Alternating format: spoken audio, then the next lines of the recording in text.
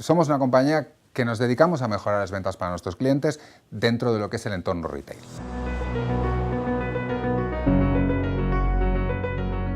Mi padre era ejecutivo y mi madre también era ejecutiva y de hecho a mí cuando me preguntaban de pequeño qué quieres ser de mayor, yo decía, yo no quiero llevar traje.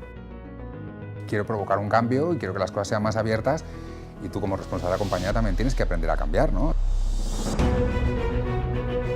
CPM, como empresa que pertenece a un grupo también internacional, había unos valores ya definidos, pero lo que decidimos de alguna forma es cómo entre todas las personas que formamos CPM vamos a crear cuáles son los valores y participan todos los empleados en crear esos nuevos valores.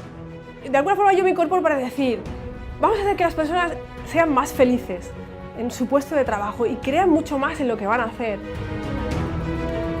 Yo creo que más que un producto, ¿no?, que es lo que nosotros ofrecemos, o un servicio, ese servicio tiene que tener alma. ¿Y cómo se consigue? Pues haciendo que esas personas estén a gusto, que nosotros seamos capaces de detectar lo mejor, porque todo el mundo tiene algo especial y algo que lo hace diferente. Lo mejor de cada uno de forma individual hará que como grupo o como equipo sea más fuerte y que por lo tanto el resultado tenga más éxito.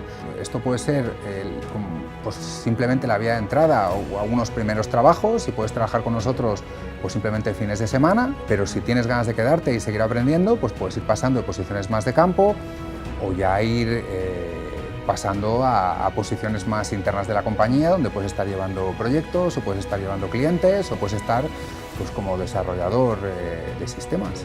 Una vez estábamos haciendo un estudio sobre cultura de compañía y la respuesta que más salía es me encanta mi trabajo, ¿no? O sea, si algo había era pasión realmente, ¿no? Lo más importante en todo esto es cambiar el mundo de las ventas y eso solo lo conseguiremos a través de las personas que tenemos, ¿no?